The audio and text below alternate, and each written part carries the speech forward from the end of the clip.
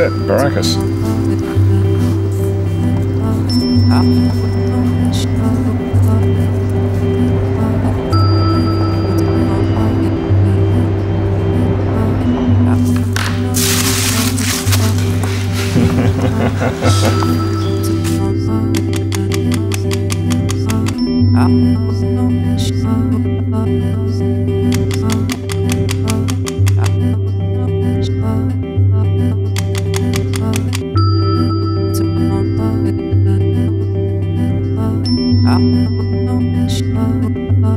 For me, Spain is the most interesting cultural country in Europe. There's a sort of tremendous liveliness. Madrid never goes to bed. I mean, it's the most amazing city. The symphony of colors you see in Madrid, especially in the people and so on. So you catch some of their spirit.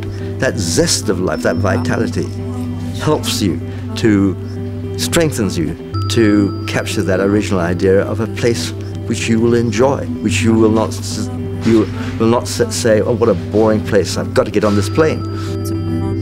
Just outside the city limits of Spain's capital, Madrid, about 12 kilometers away from the city center, Spain's new gateway to the world, the Madrid-Barajas airport, is by now the largest one in the country, has become the hub of Spanish aircraft business, and is known as one of the most important connection points from Europe to South America.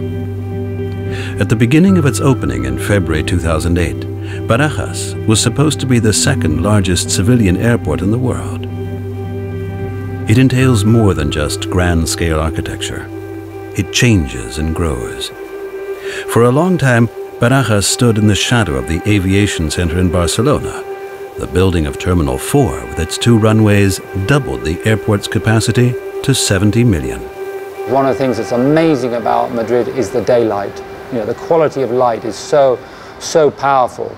So we tried to capture that.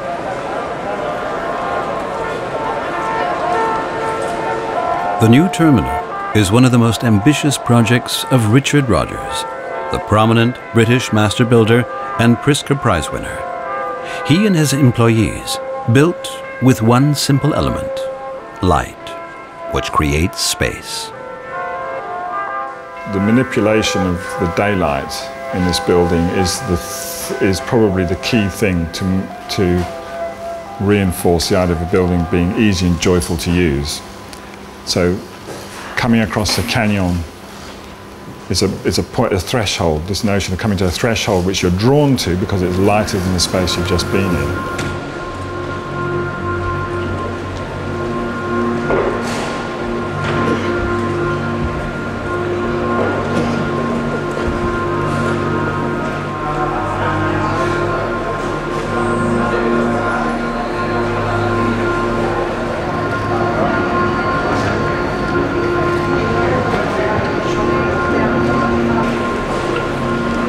And in fact, looking at the tradition in Madrid, the tradition in Spain is to close the buildings down, to avoid the buildings heating up in the summer. And here what I think we achieved, and I'm not sure we were really aware of that at the beginning as a sort of tangible objective, but we created a building which combines being heavily shaded, but which celebrates the daylight. So it's a sort of, in that sense, it's a kind of, it reflects the design team, which is part Spanish, part English. So it's a kind of combination of Northern European attitude towards light and Southern European attitude towards light. The use of light, form and color is supposed to write history through its combination of 2 seemingly opposite architectural traditions. The prestigious position of its airport was worth 3 billion euros to the Spanish country. This flight of fancy, which was constructed on a drawing board and then built on an area of 500,000 square meters, is based around one simple idea. The original sketch is literally one that, it is like that, and I'll try and repeat it.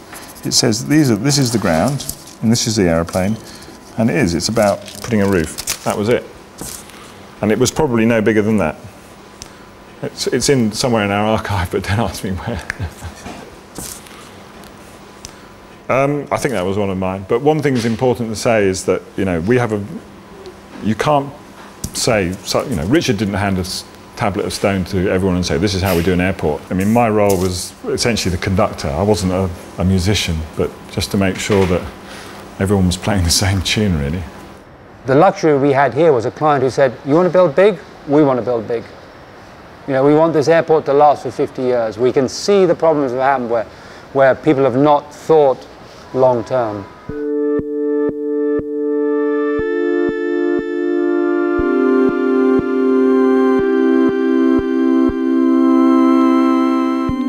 The interesting thing about the site, they literally was cleared for us. And curiously, we were looking at plans of the area, you know, maps, and we were saying, hold on, there's supposed to be a hill here. Where is it? Oh, it's gone. It's just been cleared. And it is now it's a flat piece of ground for you to build on.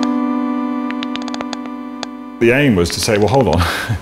It's not actually sitting on its own, because what you've just done is cleared this to one side. There's still, you know, the landscape's got to start somewhere, to the edge where you've just worked. After Richard Rogers won the competition, the actual building was designed between 1997 and 2000 in close collaboration with the Spanish architectural bureau Estudio LAMELA in both London and Madrid. A bi-national team of architects which succeeded against 150 competitors. We were competing against Calatrava. I mean, in a way, you know, I'm sure you could produce a much more beautiful monument than we could ever produce. In a sense, ours was, I think, probably always worried that it was being seen as the sensible option. I don't know, it was rather prosaic, I think, in the way that we expressed it at the competition stage. But I think, again, the decision to go with this, I think, was a brave one. One's dying to make this look as though it really is a structure. I mean, it is a structure. I know, but somehow it doesn't have the power. These have got a very clear that you don't necessarily need to make some sort of grand monumental gesture to get a very grand, and if you want to call it monumental building. They can be done in the much more straightforward, in a sense, rather low-key way. They don't I think what makes good architecture is well, everything from, I believe, a simple idea. You have to have something very strong and simple, because it has to be durable through the process, which can be many years. But also, I think it has to be executed with that same rigour. I think, you know, the beauty of Barajas is, in the sense, it's a sort of rough diamond. The consistency of the building is what gives it its quality. It's not a delicate, finely engineered thing. It's a sort of almost an organic piece. But it's that consistency of detail. So from the smallest bolt to the biggest concept, it is, you know, it all says the same thing. Nothing's fighting with anything else.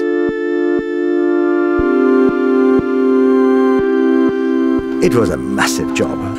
One can absorb certain influences. One can see the light. There are certain regulations about how you build, things which will encourage you to change slightly your approach, but you don't absorb the whole. I think, yes, I think because of the light, mainly because of the light, it's very high in Madrid, the light is very clear, the weather is extremely different to British weather. I think, you know, it does both look different, and we have designed it subtly differently. It is possible to think of many colours, multicolours, more easily if you have good light. The site influences, you see the hills all the way around. The wavy roofs make some attempt to link those hills and take some of that spirit. But it's also a movement. I mean, the eye, try to catch the eye. The eye goes from piece to piece, the eye as you approach the building. So all the site influences considerably. The airport's design corresponds with its surroundings. Embedded in an artificial valley, the terminal mirrors the Spanish high plateau and flows organically across its roof into the hilly landscape.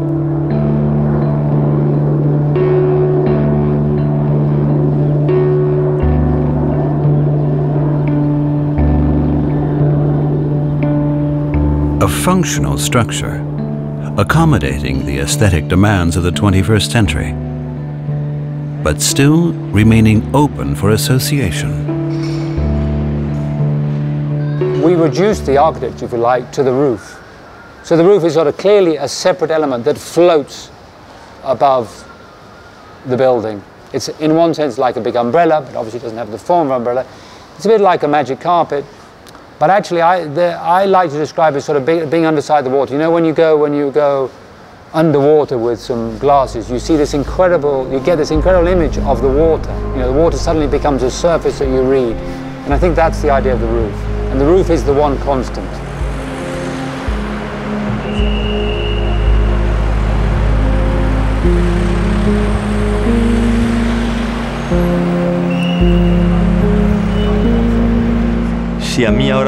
If you ask me how and when the concept for the roof was developed, I have no clue. The idea didn't just pop up one day, but took shape over the course of weeks and months.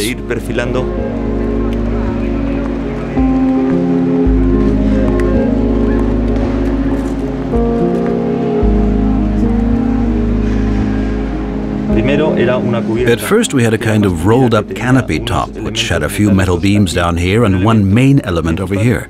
Eventually it took on this shape, which is reminiscent of animal horns. Con sus estructura de hormigón, ¿no?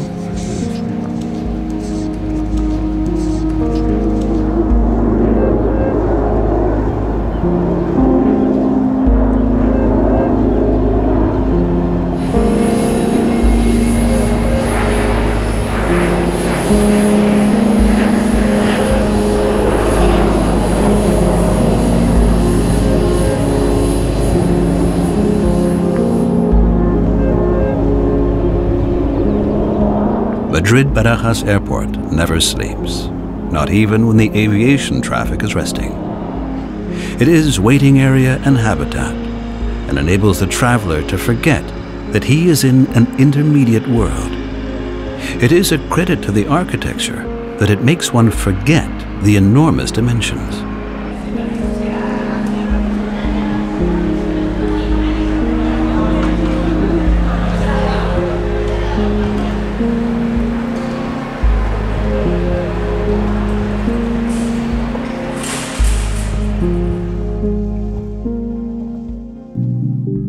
Richard Rogers' construction of light and shadows not only pleases the travelers.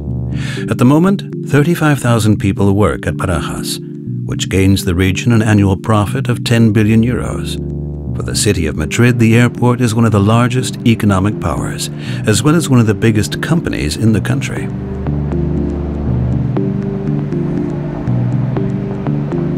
And yet the new terminal has already survived its first great crisis. For an exposed building such as this is vulnerable and has already been the focus of terrorists. 2 people lost their lives on December 30th, 2006 during a bomb attack by Basque separatists in one of the airport's car parks.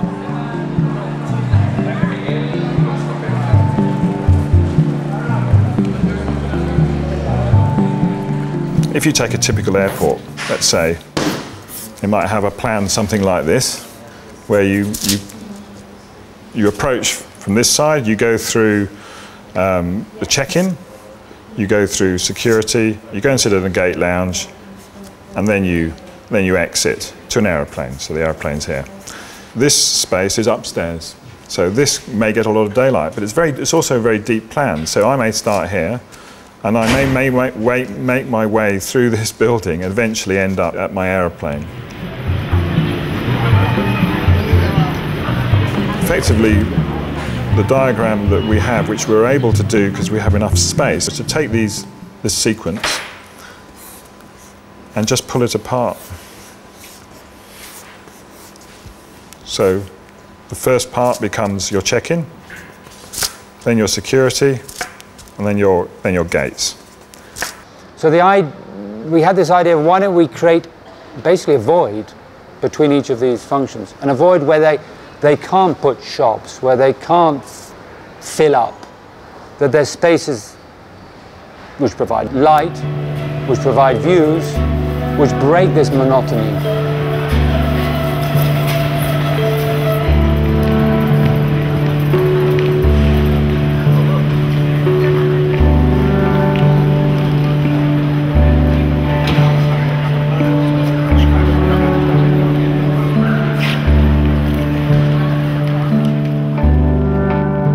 When we did the original lighting studies, we thought that the quality of the light that would have come through the roof lights would be so nice. Was there a way in which we could make the artificial light during the night time, basically mimic that, some of the characteristics of that daylight?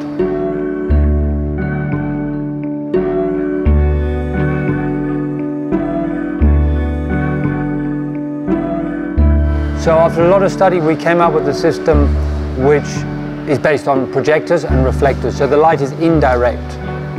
The light is shining from a source to a mirror, basically, and coming up in the ceiling and coming back down to the ground. So it has, when you're in the building, it has very much the same characteristic of daylight entering during the daytime.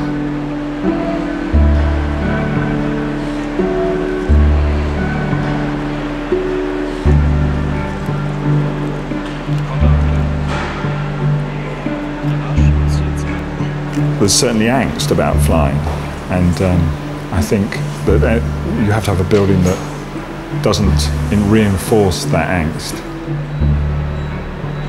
Big airports, everything tends to be white or grey, and the only colour you get is from retail. Here we felt that and this was probably learning actually from the existing airport, we're using the Spanish marbles in the old airport that had a feeling of warmth to it. Not only reflects the landscape, but also I think the warmth is a sort of personal comfort thing.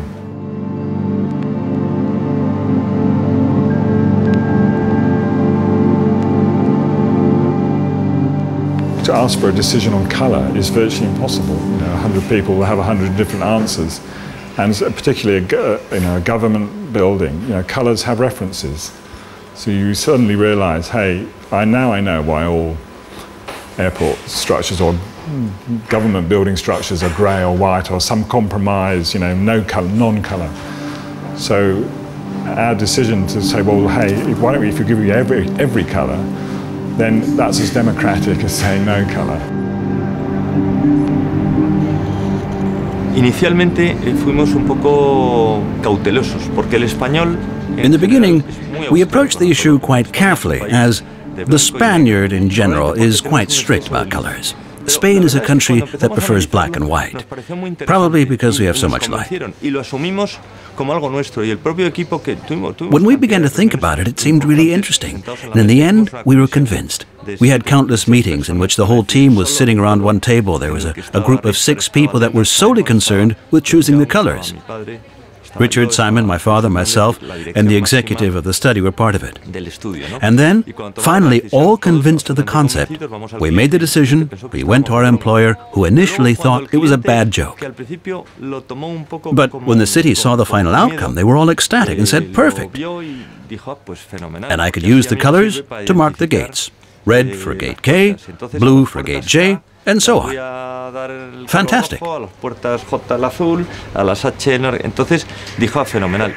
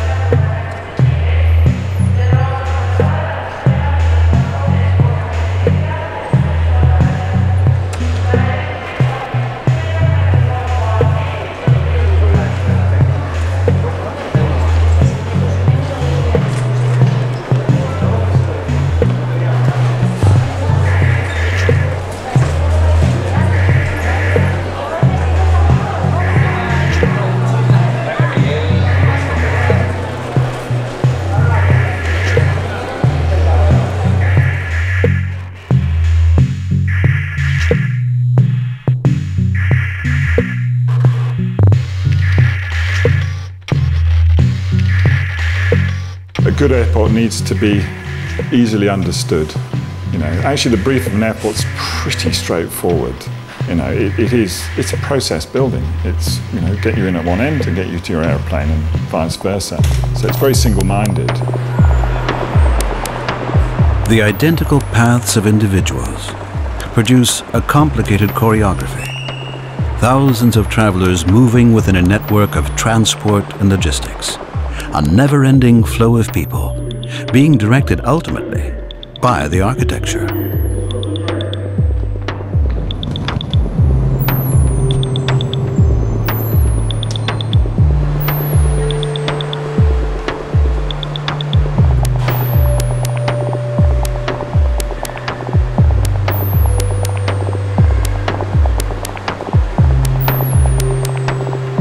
I think, surprisingly, looking back at the work that we had to do,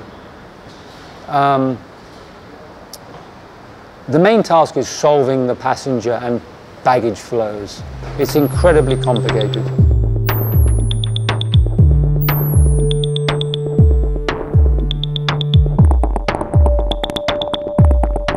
Behind the scenes, the baggage management system extends across 92 kilometers and copes with close to 16,500 pieces of luggage per hour.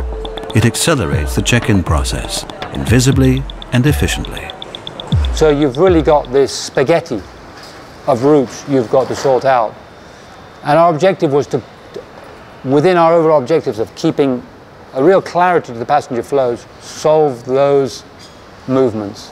And if you like, looking back on the work of the team, is probably 80% solving flows and 20% solving architecture. That's not to diminish the importance of the architecture, but it emphasizes how complex it is, the operation of a big modern airport. You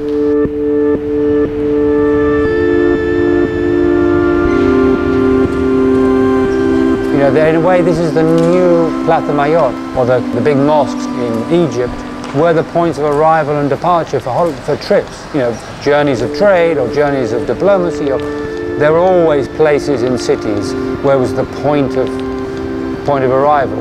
I think today it's the airports.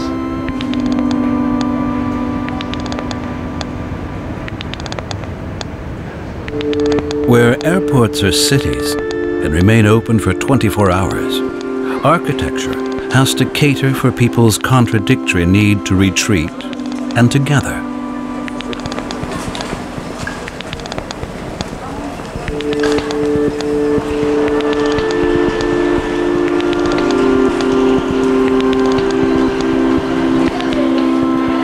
The airport is reunion, parting, impatience, and waiting. And it is always an intersection and an interspace.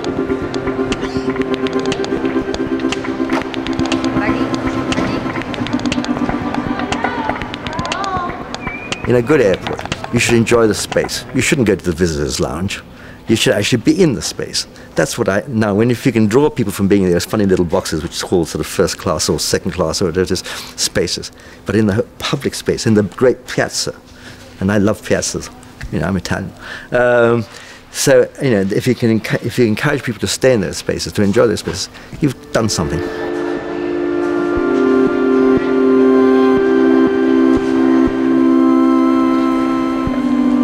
Feedback I have is that people do enjoy it. They do notice that they are in a big public space. It has succeeded in transcending the purely functional. When you move into, I don't know, a beautiful church, a cathedral, the spirit goes out. And of course, I'm not comparing it with a cathedral, but in a sense, it is a cathedral of travel.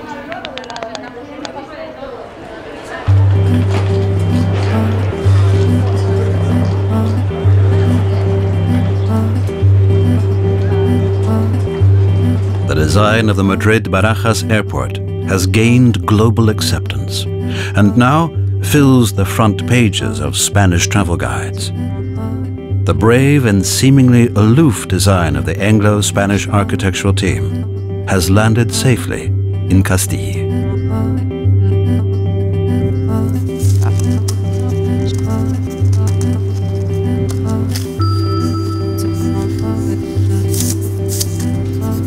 The world of iconic architecture is a terrible thing. You know, icons, you know, people can make icons, but architects can't. I think, you know, maybe we just came along at the right time, and perhaps caught the spirit of that.